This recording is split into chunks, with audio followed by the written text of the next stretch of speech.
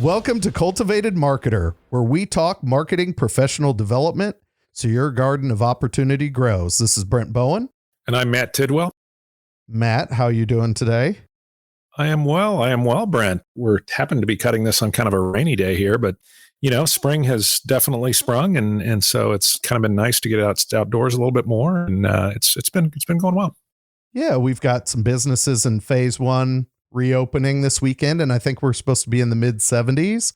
So I'm looking forward to venturing out just a little bit, maintaining physical distance, but yet at the same time enjoying some sunshine.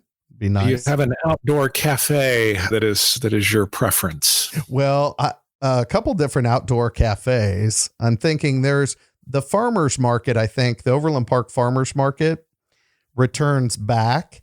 And there's a little coffee place there called Wild Way Coffee. It's a little coffee trailer. Yes. That I might be frequenting this weekend. No guarantees, but there's a good chance you might find me there in the farmer's market, maybe grabbing a coffee. I was getting my 15th curbside last weekend, looking longingly at a couple of folks that were appropriately distanced, but at a very nice looking outdoor cafe. So hopefully that's in my future. Yeah. Well, it certainly didn't look like our part of the country.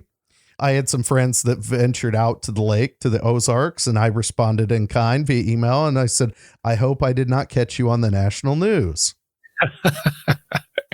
Yeah, not the kind of photo you want to show up in. Yeah, no, exactly. I don't want to be caught in that photo of 300 of my closest friends, not maintaining any social distance, and everybody's criticizing them on the Today Show. Not the picture you want to be in. Yeah, exactly.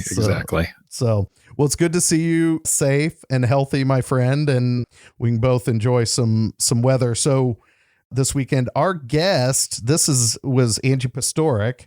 She's who we're going to hear from here in a bit, and she's the program director and lead faculty member for the master's degree in organizational communication at KU Edwards campus in Overland Park. And she was the final of our interviews from the KC IABC BCS conference. And boy, did we not expect how prescient maybe the conversation we had with her was, because, a lot of her discussion at that conference was about change. Yeah, absolutely. It was so funny because I thought, oh my gosh, Angie, she was our cleanup hitter that day. And so we knew she'd be sort of further in the queue. But just sort of comes at, you're right, at the perfect time, because I think her session that day was actually about how do you as a professional negotiate the different kinds of changes. And of course, there's all kinds of changes that we go through as a professional, and certainly marketing professional is no different, whether that be an organizational change, whether it be a change to your entire profession or your industry, certainly a personal change. So she sort of touched all those bases, but my gosh, how many of those are we going through now? And of course, as we reemerge as an economy, then that whole professional industry change is going to come even more to the fore. So I think she was absolutely appropriate. And she's a person that really, I've known Angie a long time. It was a lot of fun for me to get a chance to work with one of my colleagues, because she's also on faculty, as you mentioned, at Edwards campus. And she's done some just really terrific work around not just change management personally and professionally, but also in areas like what we used to call soft skills, but now many times we would use a different term like professional skills or hybrid skills. And so I admired her work for a long time, and she puts a lot of terrific content out there, including a great webcast series that she's done for a while. So I think she'll just be a great guest and offer quite a bit to our listeners. So, yeah, certainly. I think that webcast you're referring to that she does, or the webinar series, is the Lincoln Learn series, correct? So, and we committed to her, folks. I'm going to break the fourth wall here. We committed to her, folks, that we're going to have a link in the show notes. So, this topic, even though we caught her in a moment in time, you can continue that conversation with Angie by jumping in on one of her Lincoln Learn sessions, which I think is a great avenue to. Because while we were in concrete, it felt like our feet were on concrete in February when we did this interview. Now it's in shifting sand, whether it's organizational change or that personal change you mentioned, certainly on shifting sand.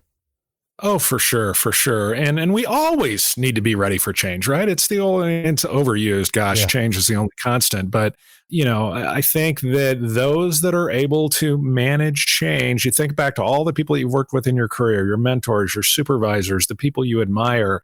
It truly is about, being able to move and stick, as they say in the boxing world, being able to really kind of make the adjustments that are going to allow you to continue to prosper when your feet are in shifting sand. So absolutely. I think this particular time for us to talk to Angie is great. Yeah. And you also touched on not just the ability to adapt to change, but also having those hybrid skills required, which I think are absolutely critical. I have a friend, and I had mentioned to you, someone I know within the Kansas City community that focuses on culture and works with a large organization on culture, and had the opportunity to have a nice long conversation with her about what's required from an attitude and an individual skill set. And a lot of that we focused on was hybrid skills and the ability to connect, the ability to express vulnerability, and the ability to share authenticity within those connections when you and I are still talking through a screen, buddy.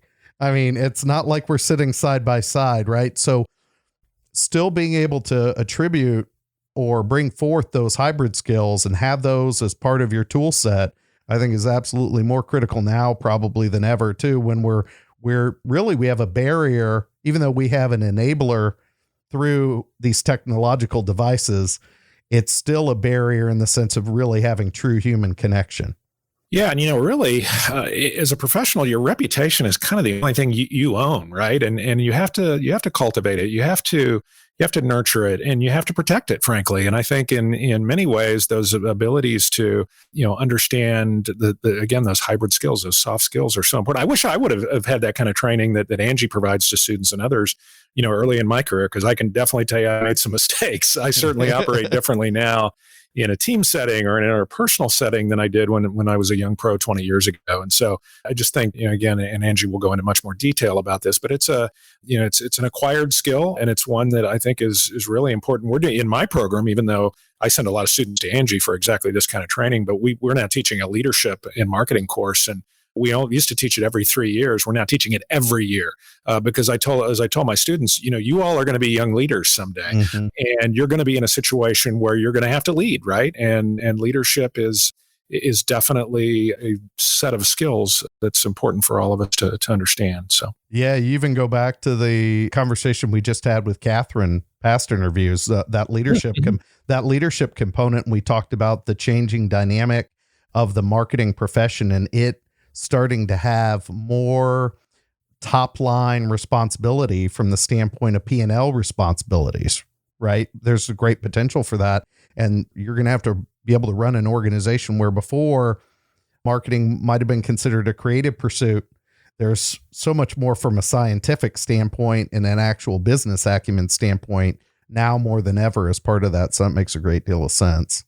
Yeah. And it's been fun to see around the country what we would think of as chief communications officers, or the kind of the top. I'm thinking of some large corporations I know, mm-hmm. where, and this has actually happened, not in a lot of cases, but in some cases where the person that was the CCO actually has risen to the CEO position in companies. We've seen that now. You never used to see that before, mm-hmm. right? It was always somebody who came out of finance, or that would typically be, kind of the ladder up to CEO.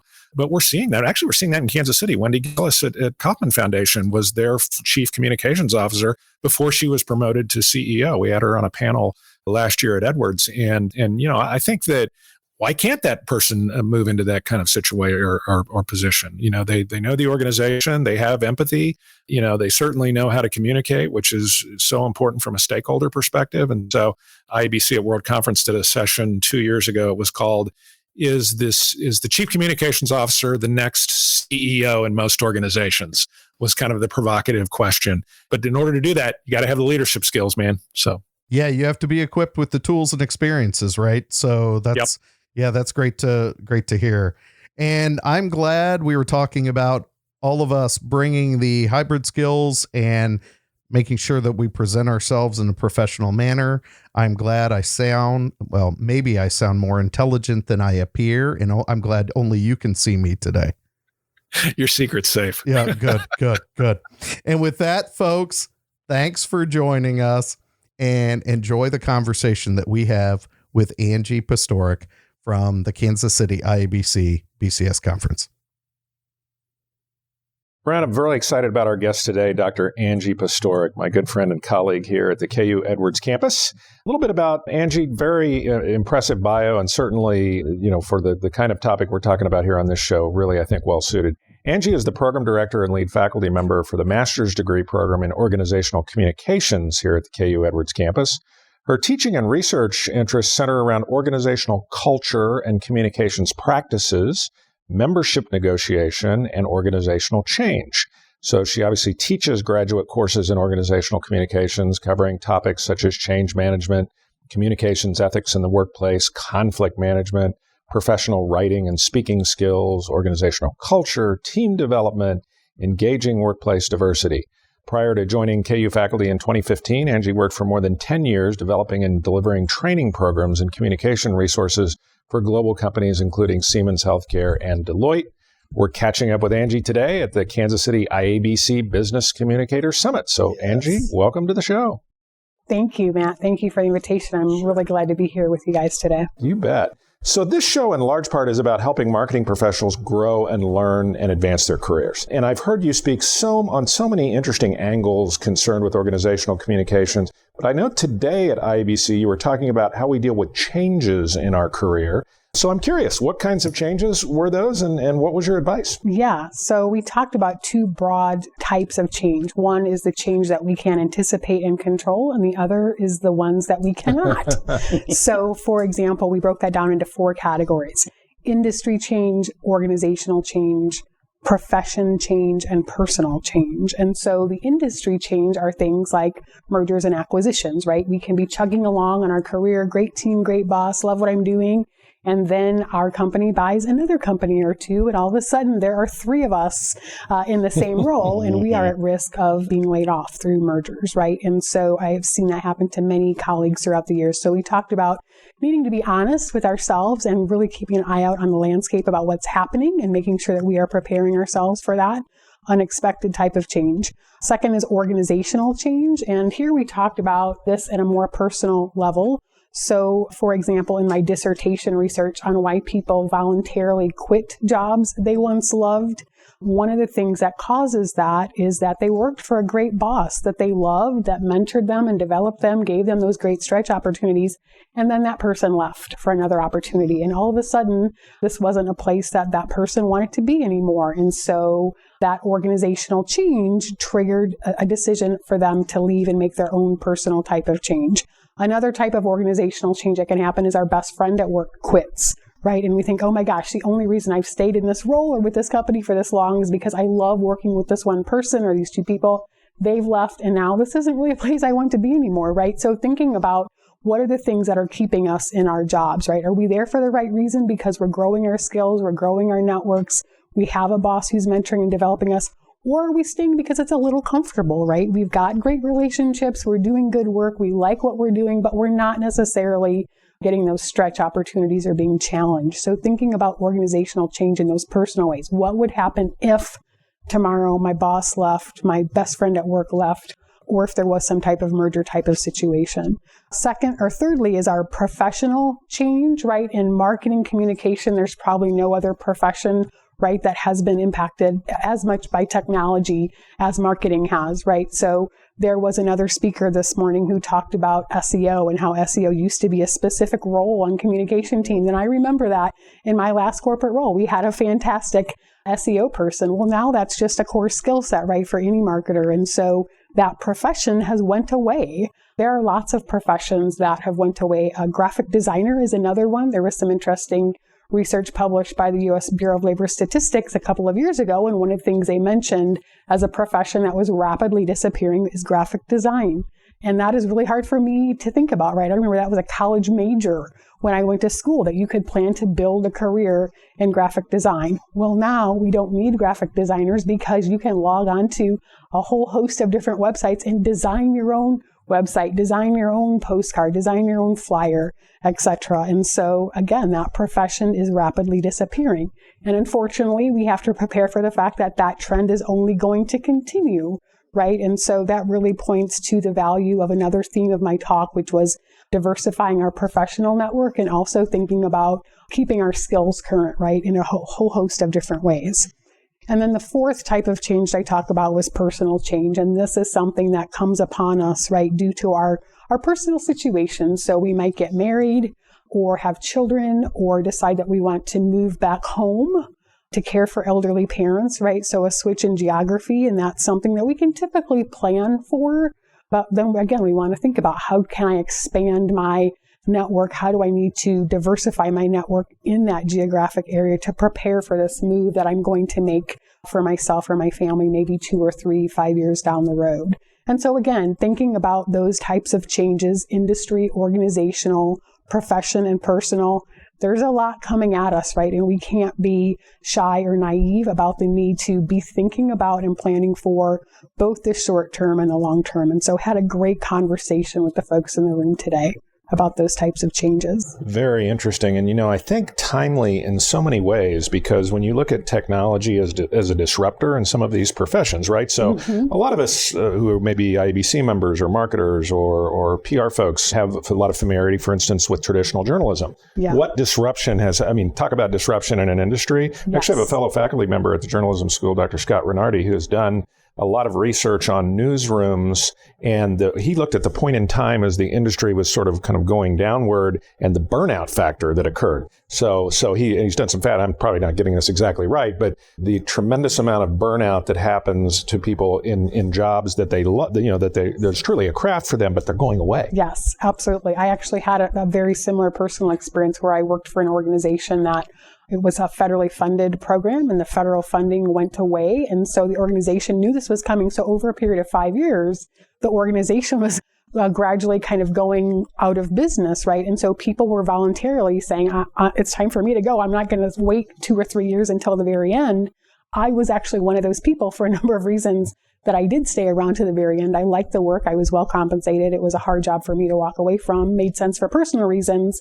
But absolutely, when we got down to the last 6 months or so, I initially was a member of a 12-person team. I was literally the last woman standing in that role in that organization. So, oh my gosh, the workload and the pressure, right, became more and more. And so that burnout factor, absolutely. Well, and when you take years to hone a craft and develop a career and be very specifically niched in an area, thinking of like working reporters, editors, journalists, and then all of a sudden, Yeah, it's hard to let go of. And I think journalism is a profession, and marketing to a degree as well, where we are so highly identified with it, right? It's in our blood. If you were a newspaper man or newspaper woman, right, you hear people refer to that profession as being so core to their identity that it's hard to walk away from. And that's another reason that can keep us in a job or a profession for longer than we should.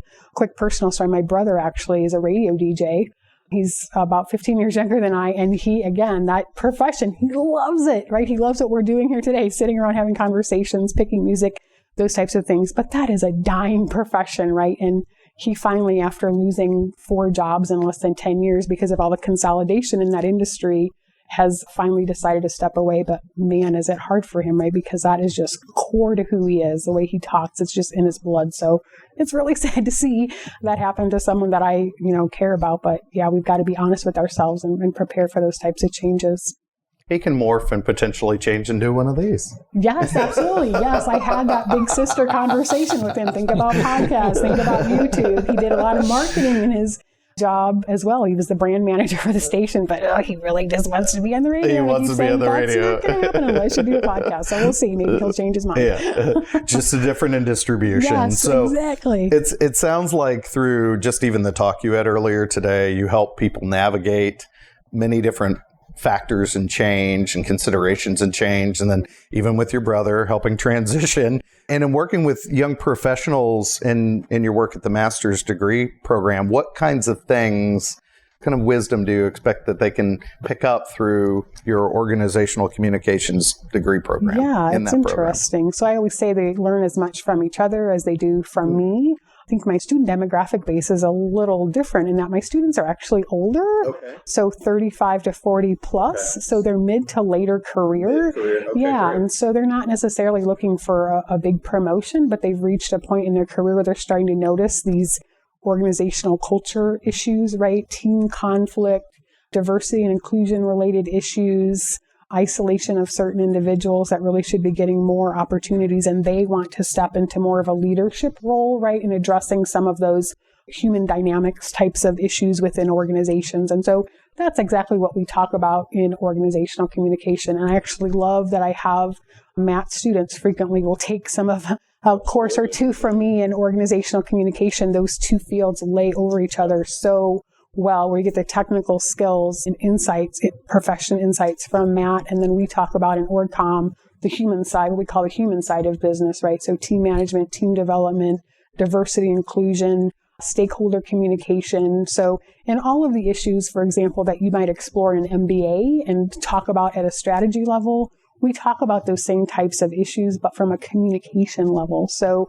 for example, with diversity, equity, inclusion, there's a lot of conversation about bias and prejudice and stereotyping, and those are bad things. And yes, they are bad things, but we can know all those terms and know that they're bad, quote unquote, in general, and yet still be committing them in our own communication or missing the ways that those issues pop up around a meeting conversation table and people feeling excluded or people being silenced. And so if we are the person that notices those types of things and has the courage to have the difficult conversations with people that are doing those types of things, as well as affirming and bringing people in that are on the receiving end of some of that, that's an incredibly valuable skill set and perspective in today's ever diversifying organizations. And so again, those skill sets are a great complement to a whole host of other degrees and professions. And that's what I see my students take away from the program as well, because they come from a variety of professions, marketing, media. I have a couple of actually former news reporters that are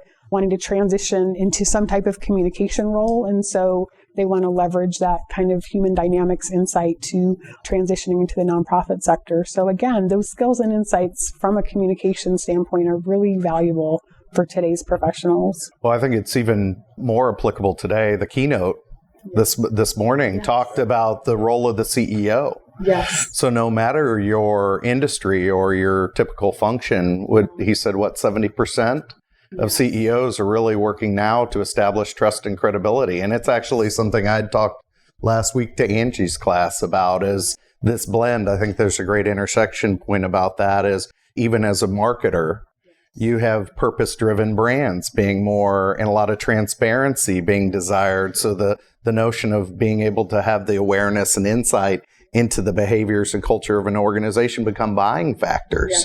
So as a marketer, they matter to me. So I think that's fabulous that you guys are working towards that intersection. And that's exactly what we cover in my organizational communication program, is all of those things in an internal setting, right? Mm-hmm. So building trust, being aware of the diversity of your stakeholders, right, that are sitting around a particular table, and what's the conversation that's taking place, and what's the conversation that's not taking place? What are the issues that we know are percolating under the table that we're not talking about in terms of who's taking up all the space in the room, right? Who's dominating the conversation based on gender, based on organizational tenure, based on race, and who's being silenced or excluded or not included. And what's that costing us in terms of our effectiveness as marketing professionals, right? If we have diverse markets and diverse communities that we're trying to serve, but yet we can't have those open, honest conversations around our own table, again, what's that costing us? So being able to recognize and address those things in a skillful, professional way is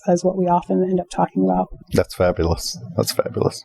Angie, you're the perfect person to have a conversation about a term that I absolutely have a love-hate relationship with, okay? It's a loaded term, quote unquote, soft skills, right? Don't even get me started.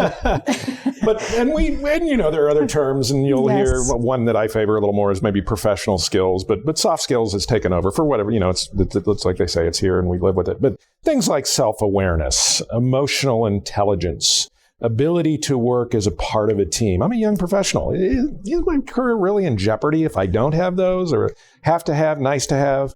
Help explore that with us. Yes, absolutely. So a couple of terms I've heard alternatively online, which I like, are hybrid skills, or my personal favorite is power skills, right? So they really amplify our technical skills, our subject matter expertise, power skills. Power skills. Yes, because soft skills, let's talk about that for just a minute. That term is really dismissive in terms of how it frames communication skills.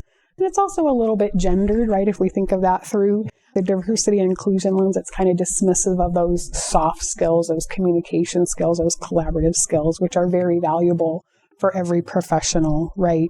And so to your question, Matt, about do I really need these? Are these really important if I have top-notch marketing skills or other professional skills? Absolutely. So in my previous life, I reported into the human resources function in a couple of organizations. And so one of the things I became known for was kind of helping out the HR managers when they had these kind of employees who were brilliant technically, but just, caused conflict on teams, couldn't get along with their supervisor, were rupturing client relationships. And so absolutely, you can be brilliant technically, but if you can't get along with a diverse group of your own stakeholders, right? If you can't have difficult conversations, if you can't engage in conflict in a productive, respectful way, you are going to have a hard time at a certain point, right? Getting to, if not the manager position, definitely the leadership level positions, because your reputation is going to precede you. Yes, we want people that have brilliant technical skills, but as we know, right, as you move up in an organization, it's more and more about your ability to connect with, manage, and lead people inside and outside the organization. And you've got to have those power skills, that ability to have the emotional intelligence, to understand what's motivating someone and to craft messages that are going to resonate and connect with them and really understand their needs. What about, Kansas City is a great small business entrepreneurial. So I'm a solo practitioner. I have my own business. I mean, interaction with, I'm not at a big company where I might be with 100 other people, still important? Yes, absolutely. So I have a student in my program right now. She is a solopreneur, right? Her father-in-law kind of passed the family company down to her. And so she's in my program right now because it's actually even more important for her. She is communicating with suppliers, vendors, customers, community members, right? All those external stakeholders that, yes, as you move into the entrepreneurial space, you're not in the safe internal space, right, of working with your own internal team.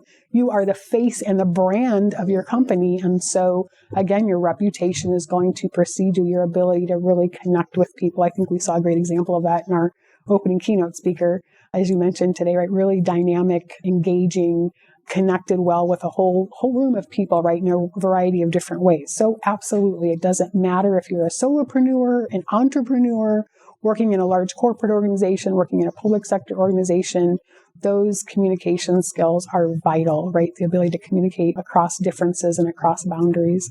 Absolutely. And quick clarifier, you were talking about John Hall, who was the keynoter this morning, friend of the show on previous episodes. Yes. So don't want to miss that opportunity. Excellent. Yes. He gave a great presentation. Yeah, great to bridge back to that.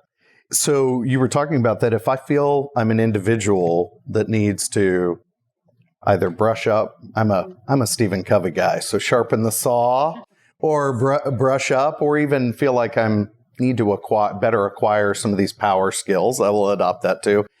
What are some tools and resources that you can go about maybe making use of or getting involved in to become more effective in that area? Yes. So a couple of things. One, I think coming to events like IABC today and just listening to and learning from a wide variety of different people who are known for both their technical and communication skills, and just observing that in your everyday interactions as well on the job.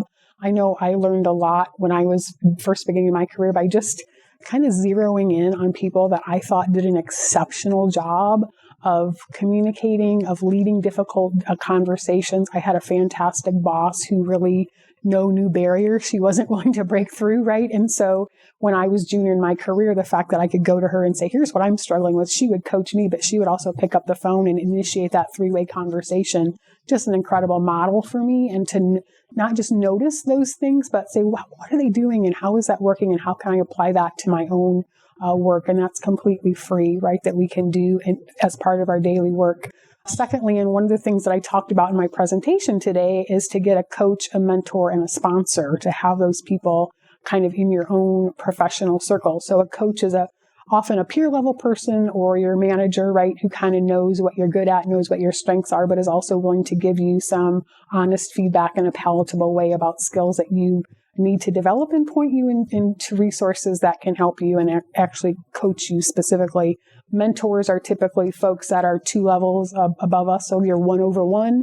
In organizations, they've kind of been there, done that, and have that perspective that's really valuable for here's the types of power skills that you're going to need above and beyond your subject matter expertise, and explain why those are important. If you want to get to the level that I'm at, here's why you've got to be able to navigate conflict and difficult personalities and work across barriers of all sorts. And then thirdly is the sponsor person, and this is less specific to your question, but just to cover those 3 roles for folks, because this one is perhaps the most important for career growth. This is a senior level person who has a lot of respect and credibility in your organization, who is behind the closed door when promotion and other types of opportunities are being decided and assigned, and who knows your work and the quality of your work and your communication skills, your ability to lead and deliver exceptional work and build teams every single day. And that person is willing to leverage their social capital on your behalf. They're willing to say, Matt, he works in Kansas City. We're based in Chicago. So I recognize the rest of you leaders in this room haven't had the opportunity to work with Matt, but he is fantastic, right? He can get along with all kinds of people. He has exceptional subject matter expertise. Clients love him. His peers love him. Our other executives love him. He's ready for this opportunity. You just haven't had the opportunity to see him shine like I have, right? So me, as Matt's boss, hypothetically in that scenario, leveraging my social capital, my formal position of authority on his behalf to make sure that he's getting the visibility and stretch opportunities that he needs and has earned, but just hasn't received is really important. Now, the challenge with a sponsor is that we can't typically walk up to someone and say, will you be my sponsor and make sure that I can get this great new position that I want? Unfortunately, it's got to be earned, right? And so that's the double-edged sword there is we have to be making sure that we are building our network internally, that we're getting noticed, that we're getting credit for our work. So we've got to build and leverage those mutually beneficial relationships across our own network so that we get known by the people that can serve in that sponsor role for us. And that was something I was going to ask you, and you clearly articulated that for the sponsor role as how important it is for them to be familiar with you. But does that apply for maybe the mentor role? Obviously, the model role that you gave is for the technical folks in the room. It's more of I consider that reverse engineering. I like it. So, if I can figure out how to bridge that gap, there we'll go. But for the mentor roles, at a similar situation, how important is it for them to know who you are and to have observations and to be able to share transparently observations about your behavior, your communication style? Because I think any one of these roles is about removing barriers and helping facilitate growth, right? Absolutely. So the mentor, it certainly helps if they already know you, but they don't have to. So one of the recommendations I often make, particularly for post-college early career folks, is to seek out a mentor early, right after you join the organization. So that mentor is not going to know you, but they're going to be someone who knows the organization, right? And so to seek out someone when you're still the new person, and we all like the shiny new person, right? Where everybody wants to advise you and help you and share their expertise and their wisdom. And you can also, share your perspective as a brand new employee just out of college. In that example, you have lots of insight that they might appreciate as well. Mm-hmm. So it certainly does help for those of us that have been in organizations for a while if you have an existing relationship. But you could just have, been in a meeting on a project team with, let's say, a director, and you're a senior level associate, and you think, I really respect that person, and I know I could learn a lot from them, and they could help me with some things that I'm struggling with in terms of navigating some relationships or getting visibility for my work. So they've tangentially seen you and had that exposure to you. And if you approach them right in a planned, respectful way, 9 times out of 10, they're going to say, yeah, let's do it. Yeah. Now, the other thing to be aware of with a mentoring relationship is it's on us as the mentee to really drive that relationship. So mentors are typically asked by lots of different people to be mentors because they have, they're known for being someone who's committed to developing people, right? And so we need to make it as easy and less time consuming as possible. So let them know what you want them to mentor you on, and then have a plan for each mentoring meeting as well. Angie, just before we close, this has been great. Thank you. We've covered so much territory and so relevant, no matter where you are in your career. But I know you do some very interesting things. Brent's question was around tools, and talk a little bit about your very unique Link and Learn web series, because I've recommended that many times. Thank you, Matt. Yes, absolutely. So I do a monthly Link and Learn series. These are free events. I use Zoom web conferencing. They take place on the third Thursday of every month from 11 a.m. to noon Central Time. And they're on a variety of workplace communication topics. So they're really meant to help people get a sample of the types of things that we cover in my organizational communication master's degree program and certificate program. So our March topic, for example, is strategies for building a culture of employee engagement. In April, we'll be talking about workplace civility.